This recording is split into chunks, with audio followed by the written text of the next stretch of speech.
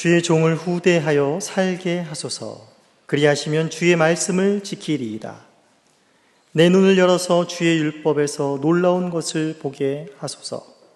나는 땅에서 나그네가 되었사오니 주의 계명들을 내게 숨기지 마소서. 주의 규례들을 항상 사모함으로 내 마음이 상하니이다. 교만하여 저주를 받으며 주의 계명에서 떠난 자들을 주께서 꾸짖으셨나이다. 내가 주의 교훈들을 지켰사오니 비방과 멸시를 내게서 떠나게 하소서. 고관들도 앉아서 나를 비방하였사오나 주의 종은 주의 율례들을 작은 소리로 읊조렸나이다. 주의 증거들은 나의 즐거움이요 나의 충고자니이다. 하나님의 말씀입니다. 하나님께 감사합니다. 네, 오늘 시편 기자, 각별히 주의 종이라고 하는 시편 기자는 주님 앞에 어떤 고통을 호소하면서 주의 종을 후대하여 살게 하소서라고 기도드리고 있습니다. 시편 기자가 느끼고 있는 고통은 어떤 것인지 상세하게 나와 있지는 않지만 이제 21절부터 23절까지 해서 보게 되면 교만한 자들에게 의해서, 그 교만한 자들은 이제 주의 계명을 떠난 자들이고 또한 이제 고관들임을 알 수 있습니다. 고관들이라는 것은 굉장히 힘과 권력이 있는 자들인 것이지요. 이런 교만한 자들, 즉 주의 계명에서 떠나고 그리고 힘과 권력을 가진 그런 자들에 의해서 시편 기자는 지금 비방과 멸시를 받으며 어떠한 정말 하나님께서 나를 꼭 살려주셔야만 됩니다 라는 그런 극심한 고통 가운데 처해져 있음을 보게 됩니다. 그리고 이 시편 기자가 17절에 보시면 살게 해주소서라고 말하면서 그리하시면 주의 말씀을 지키리이다 라고 말하고 있습니다. 주님, 제가 이렇게 지금 고난을 당하고 있지 않습니까? 고난을 당하고 있는데 주님께서 이 고난에서 살게 하시면 내가 지키겠습니다. 그런데 이 고난을 외면하시면 안 지킬 수도 있습니다 라고 이렇게 지금 시편 기자가 조건을 내걸면서 하나님 앞에 이야기하고 있는 것이 아닙니다. 여기 안에서 시편 기자는 좀 더 자신의 고난에 대해서, 고난을 통해서 자신의 어떤 신앙의 본질을 드러내고 있는 말입니다. 이 말은 무슨 말인가 하면, 예를 들자면 그런 말과 비슷합니다. 마치 운동선수가 이제 금메달이란 하나의 인생의 목표를 갖고 살았는데 거기서 이제 더 이상 운동을 할 수 없는 그런 부상을 당하게 됩니다. 이제 병원에서는 당신은 이제 더 이상 운동할 수가 없는 상태입니다 라고 말하면 이 운동선수는 지금 극심한 육체적인 어떤 고통 가운데 거해져 있는 것이죠. 그런데 그 이면에서 이 운동선수에게 더 심한 고통은 무엇입니까? 바로 육체적인 고통이 아니라 바로 이제 내 삶의 목표를 상실해버린 것이 이 운동선수에게는 더 큰 고통인 것입니다. 즉 삶의 목적을 잃어버린 것이 더 이에게는 극심한 고통이라는 말인 것이지요. 그리고 또한 우리가 생각해 보면 또 사랑하는 가족을 또 두고 떠나야 하는 어떤 중병이 걸린 사람이 있다고 쳐보겠습니다. 그렇다면 그 사람이 중병에 걸렸다는 것은, 살지 못하는 중병에 걸렸다는 것은 그 사람의 몸을 엄청나게 힘들게 하고 있는, 엄청나게 고통을 가하고 있다라는 것입니다. 그런데 그 사람에게 지금 내려진 육체적인 고통이 너무나 큰 고통이지만 그 고통으로 인해서 이 사람은 더 큰 고통을 누립니다. 그 고통은 무엇입니까? 바로 내가 사랑하고 있는 가족들을 이제 더 이상 볼 수 없다라는 그 희망이 꺼지는 것입니다. 거기서 무엇이 더 밝히 드러나냐면, 그 고통 속에서 무엇이 더 확연하게 드러나냐면 바로 그 사람이 세상에서 가장 소중한 것, 가장 가치 있는 것이 확연히 드러나게 되는 것입니다. 오늘 시편 기자는 단순히 자신을 이 고통에서 벗어나게 해주셔야 됩니다, 그래야 내가 주님의 뜻대로 살 게 아닙니까? 라고 말하는 것이 아니라 지금 이러한 고통이 있지만 내가 주님의 말씀을 지키는 것, 주님의 말씀을 따르는 것, 주님의 말씀을 따라 동행하는 것, 이것을 이 고통이 막을 수 없습니다. 이것이 내 삶의 목적입니다. 이것이 내 삶 속에 가장 소중한 것입니다. 무엇과도 바꿀 수 없습니다. 다시 말하면 이 고통이 나의 이 복을, 이 누림을 막을 수가 없습니다. 이 시편 기자가 누리고 있는 복이 무엇입니까? 1절에서 말하는 바와 같이 행위가 온전하여 여호와의 율법을 따라 행하는 자들은 복이 있습니다. 주의 여호와의 증거들을 지키고 전심으로 여호와를 구하는 자는 복이 있도다 라고 말하는 것입니다. 하나님의 말씀을 따라 하나님의 말씀과 동행했을 때에 누리는 그 복이 이 시편 기자에게는 가장 가치 있고 가장 소중한 것이란 말입니다. 그것이 이 시편 기자의 바로 인생의 목적이라는 것이 바로 여기서 드러나고 있다는 것입니다.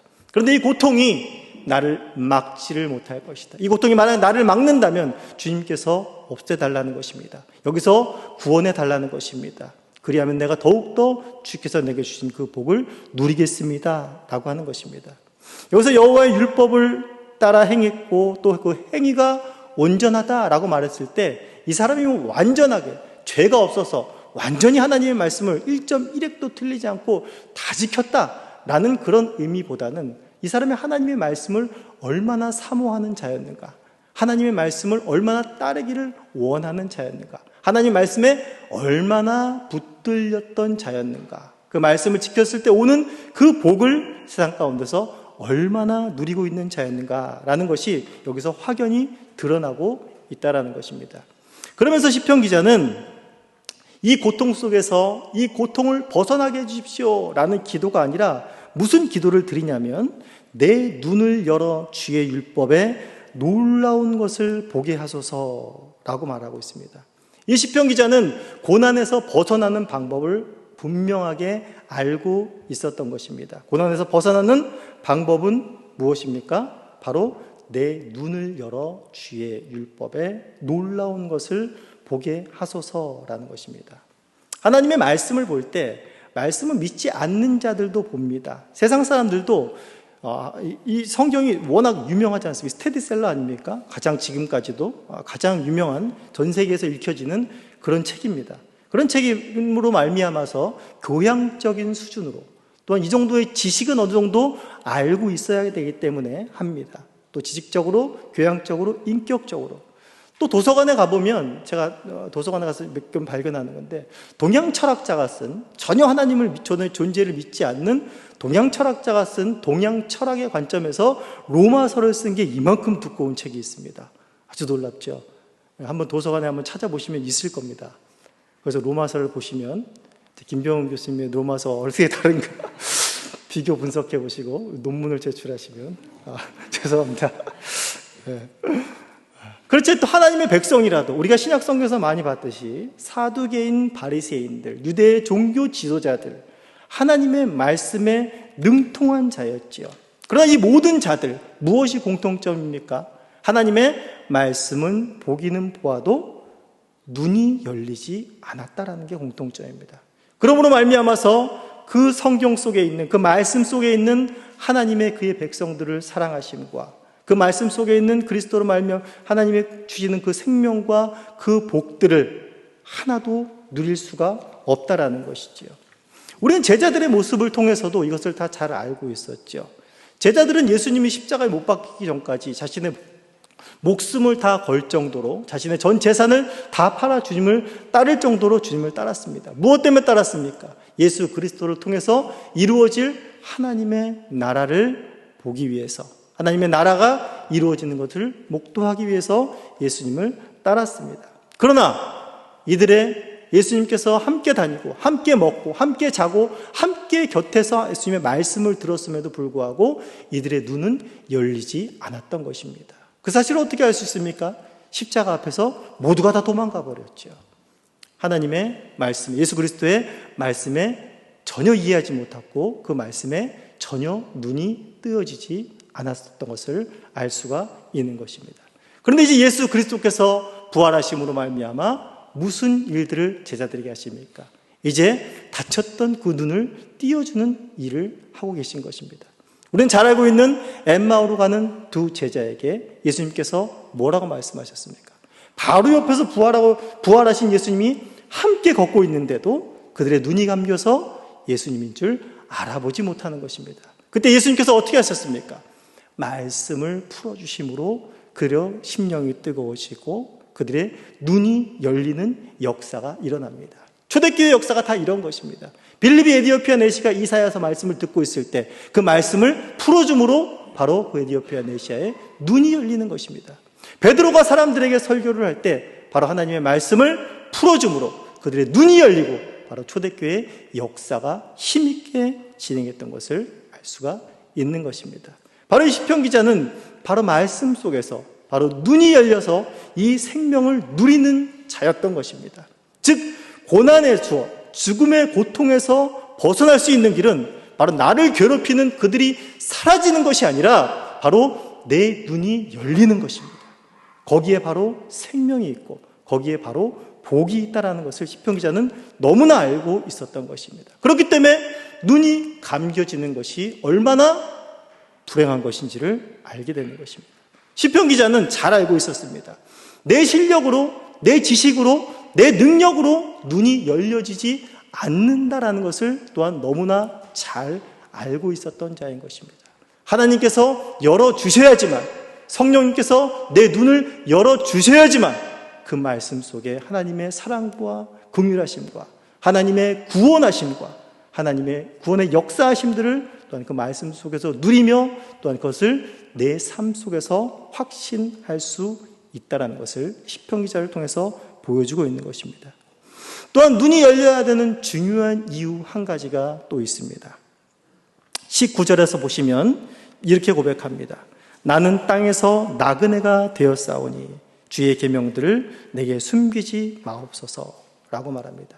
이의 정체성은 무엇입니까? 바로 나그네라는 것입니다.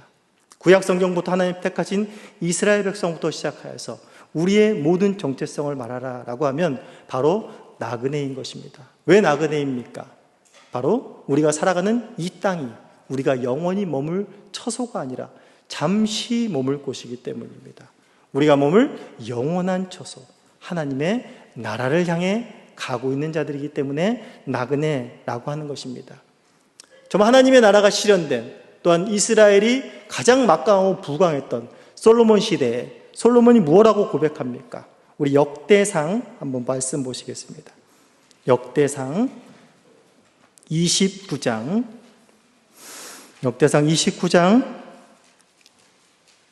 15절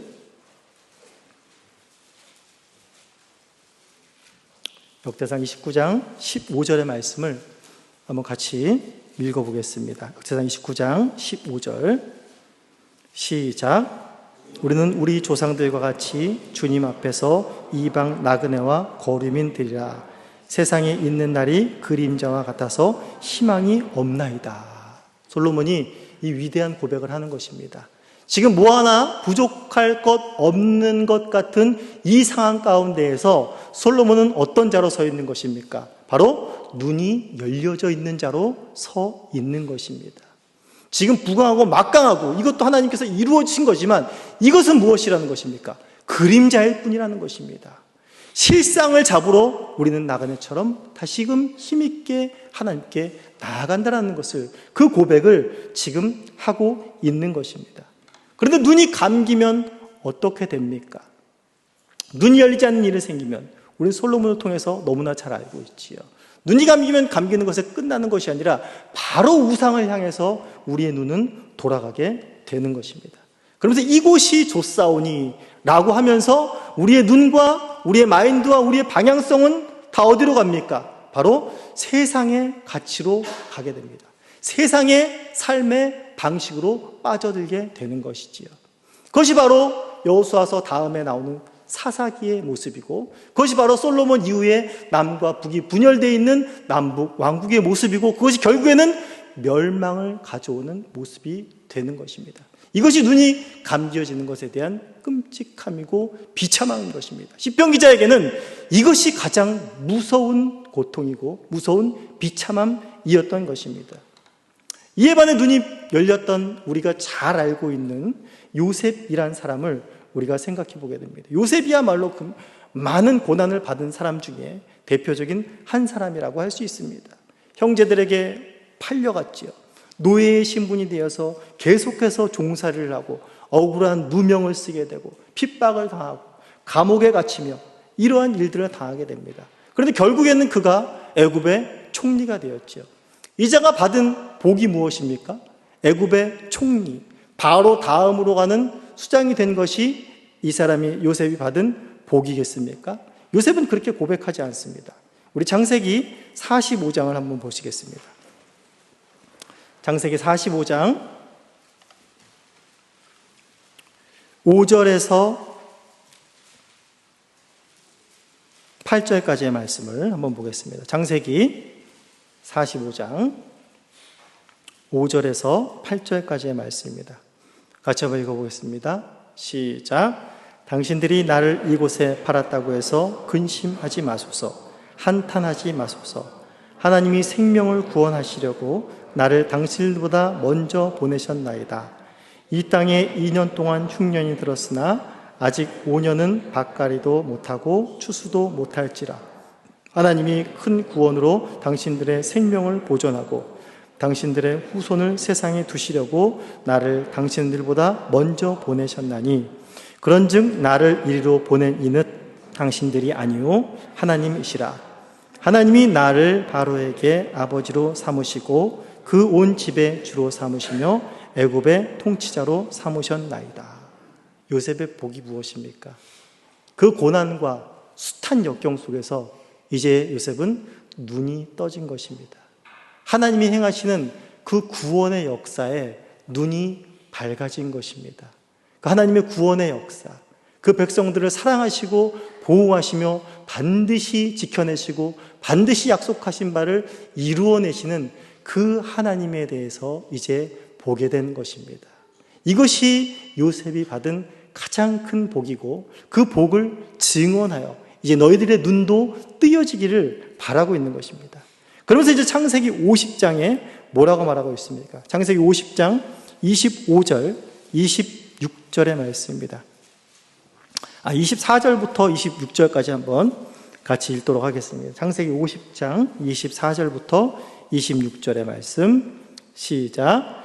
요셉이 그의 형제들에게 이르되 나는 죽을 것이나 하나님이 당신들을 돌보시고 당신들을 이 땅에서 인도하여 내사 아브라함과 이삭과 야곱에게 맹세하신 땅에 이르게 하시리라 하고 요셉이 또 이스라엘 자손에게 맹세시켜 이르기를 하나님이 반드시 당신들을 돌보시니 당신들은 여기서 내 해골을 메고 올라가겠다 하라 하였더라.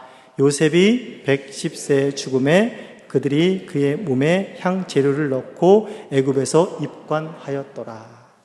형제들이 애굽 땅에서 낯선 나그네 땅에서 의지했던 것은 요셉입니다. 요셉의 권력과 요셉의 힘입니다. 요셉은 죽기 전에 다시 한번 말합니다. 너희들을 보호할 수 있는 것은 내 힘이나 내 권력이 아니라는 것을 요셉은 너무나도 잘 알고 있었습니다. 하나님께서 약속하신 바 너희들을 끝까지 보호하실 것이다.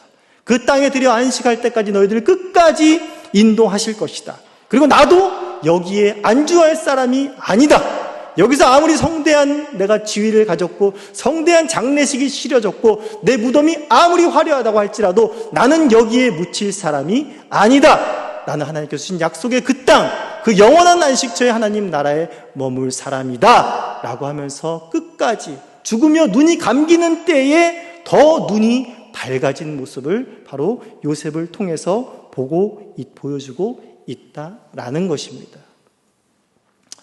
TV 가운데 가끔 보면 이제 어려운 사람들 보면서 후원을 요청하는 그런 것들이 많아요.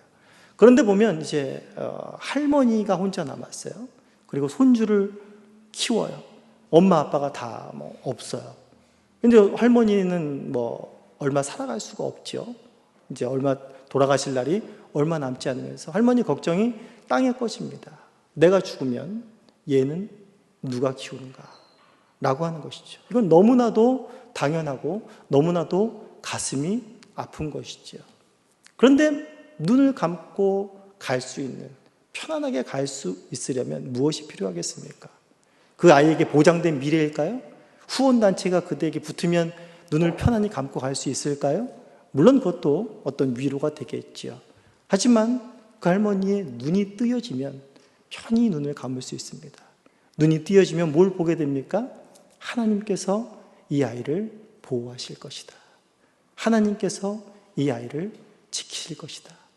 그것보다 더 든든한 게 어디 있습니까? 돈도 사라지고 후원자도 사라지게 될 겁니다. 어떻게 될지 알 수 없습니다. 하지만 하나님께서는 그의 택한 백성이라면 끝까지 어떤 상황과 어떤 고통 가운데서도 그를 버리지 않고 하나님의 나라에 안식하기까지 그를 보호하고 인도하시며 사랑과 긍휼을 베풀기에 주저하지 않으실 것이란 말입니다. 우리도 동일합니다. 우리도 나그네 인생을 걸어가는 자로 이 시편 기자와 동일한 길을 걷고 있습니다. 혹시 우리의 눈은 어두워져 있지 않은지 확인해 보아야겠습니다. 우리가 가장 기도해야 될 제목은 무엇입니까? 고통 가운데 있다면 그 고통을 위해서도 우리는 기도해야 될 것입니다. 그러나 그것으로 끝나는 것이 아니라 바로 우리의 감겨진 눈이 열려야 하는 것입니다. 거기서 생명을 보아야 하는 것이고 하나님의 나를 향한 변함없는 사랑과 긍휼하심, 나를 결코 떠나지 아니하시는 하나님의 함께하심과 거기서 위로와 소망을 발견해야 할 것입니다. 나그네 인생길을 살아가는 주님의 자녀들, 주님의 백성들에게는 반드시 이 약속을 성취하시고 하나님이 함께 하실 것입니다. 시편 기자는 처음과 마지막에 자신을 주의 종이라고 말하고 있습니다.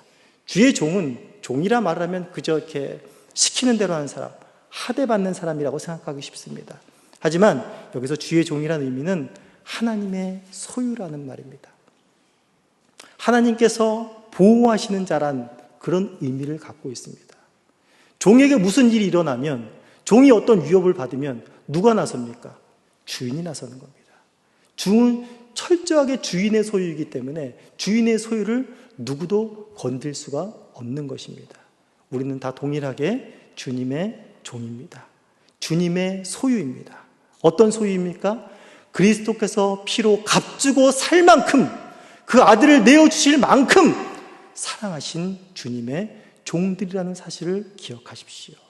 그리고 날마다 주님 앞에 주님이 나를 얼마나 사랑하시는지 이 말씀 속에서 눈을 뜨게 하여 주시옵소서.